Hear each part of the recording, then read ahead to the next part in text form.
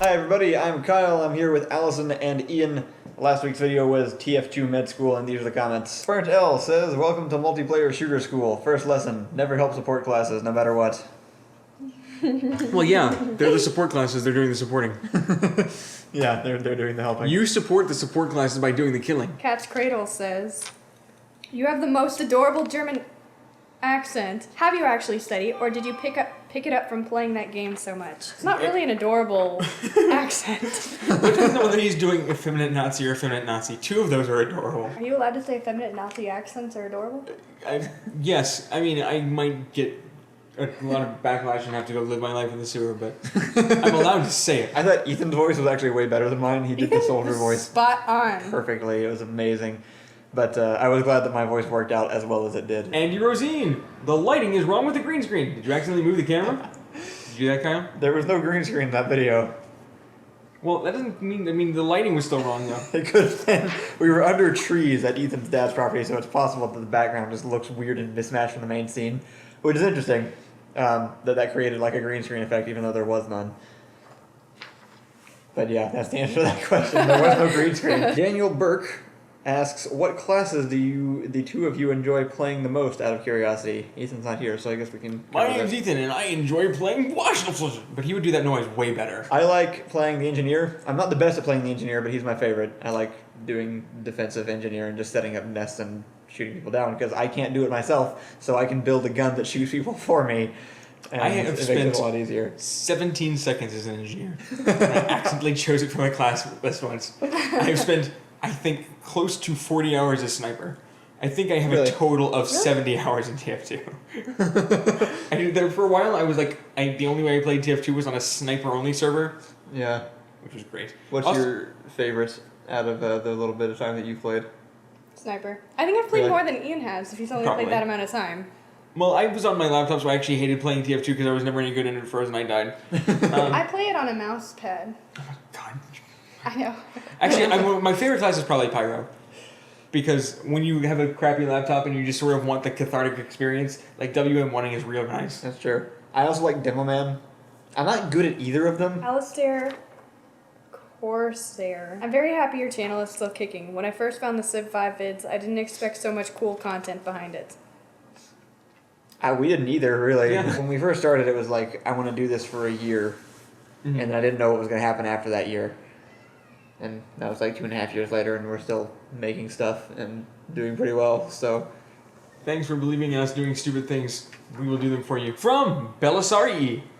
Since discovering you guys, I have shared you with all my friends and coworkers, and those who took my advice have followed suit. Keep up the good work. Also, I just today watched TGT, and in What is TGT video, you're wearing a VGHS shirt. You guys remind me a lot of some of the charm that makes VGS great, and if you guys someday have that means, I would love to see something similar from you guys. That's nice. Aww. Yeah. That's real nice. Thank you.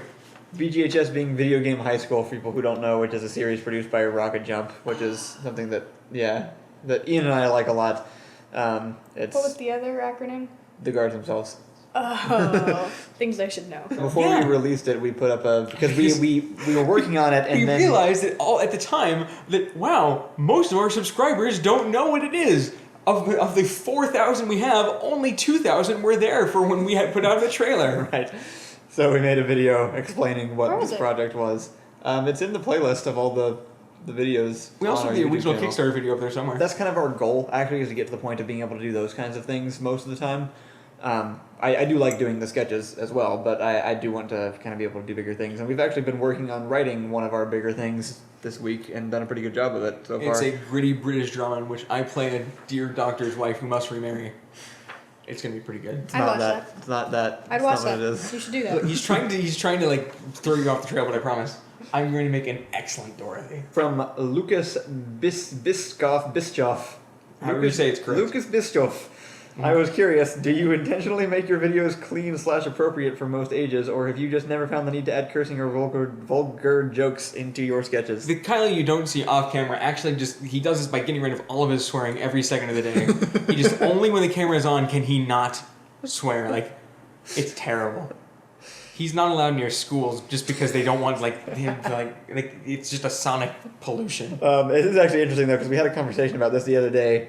And you were saying you intentionally don't swear because you've been around it long enough that you just Well, decided like you didn't the want whole, to. like the whole, like swearing with, like when kids started doing it around me, it was like a rebellion thing, right? You're not supposed to. But I was just like in an environment where it wasn't ever an issue, so I never felt the need to rebel. So my rebelling was not doing it. Right, and I was the exact opposite, where I was just a really obedient robot child and was told not to, so I didn't, and I just never picked it up, and so now I don't do it either because I just don't. It never became part of my vocabulary. I found, like, I realized that, like, in any point that I would feel compelled to swear, I could say something more colorful and interesting.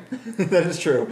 So now, like, we were talking about this, I figured, but I will occasionally say things that involve swear words. It's not swearing, just for, like, colorful effect or, like, side of, like, pacing or something. There are things that work better that way. Whereas Kyle will just be over there muttering, like, very clean versions of, like, "I stupid piece of crap." So Kyle swears but doesn't use swear words, and I use swear words but don't swear. Right. I swear like a sailor, that's why I'm never in front of the camera. Reaching the Peak says, are you guys facing issues with YouTube's monetization issues? I wanted to include this one because we've had a few people ask about it because it's like a thing that's going on right now. Including me. Right, yeah, we talked about it before I started getting actual comments. But no, we are not being affected by it because we don't make anything that tends to be controversial. Well, it's not even that we don't make anything that's controversial, because I mean, I've seen people who the videos don't need to get flagged, and sort of, we don't make anything, we make everything that is so far from, it's like, it is extremely off the radar. There's nothing even slightly questionable. Right, yeah, I mean, it's just that they're being removed because of this whole problem with YouTube prioritizing advertisers over the people that make the content on the site. With a healthy amount of extremely difficult to work with, like, legacy spaghetti code that is causing errors and difficulties in appealing in. YouTube code is generally garbage to begin with, and then the fact that they just kind of, it's we don't have reasons that advertisers would flag our videos for the most part, so we haven't been having problems with it, so you don't really have to worry about it. I personally am still very against what's going on, and generally have problems with lots of things that YouTube does, but we aren't actually running into the issues ourselves, which is comfortable and convenient for us, but obviously sucks for a lot of other people who make things that advertisers decide they don't want their ads being shown on, and so I think the answer is not yet. right, we'll see how that goes, as with most things YouTube does. From Sasquatch's computer. Hey, we haven't had him in the comments video in forever. He's on the Discord though, so that's good. Congratulations on the move. Thanks, Sasquatch. Our biggest production issue with the move was just scrambling and trying to figure out like what to do sketch-wise, and we spent a lot of time yesterday figuring out like a list of sketches to make. So we now have like 2 months of sketches actually planned out. Thanks to people helping from the Discord, actually. Yeah. And me and Ian and Allison all kind of working on like a list of ideas and taking ideas from old things that we worked on with Ethan. And anyway, we've condensed them into a list of actual definite video ideas that we will be working on, which is great because it helps me out a lot, because it removes the to-do list item that I have usually every week, which is come up with video for this week, which can take anywhere from like an hour to 3 days. So I now don't have to worry about that part and can just jump right into producing whichever video we're working on at the time, and hopefully can catch back up to having like 2 weeks ahead. Is this coming out tomorrow? No, this is coming out tomorrow. This is coming out today on Friday. It is Friday right now that everybody is watching this. Right, which means tomorrow you should check out our Altered Ego stream. Right, we're doing that. Because that's a good point.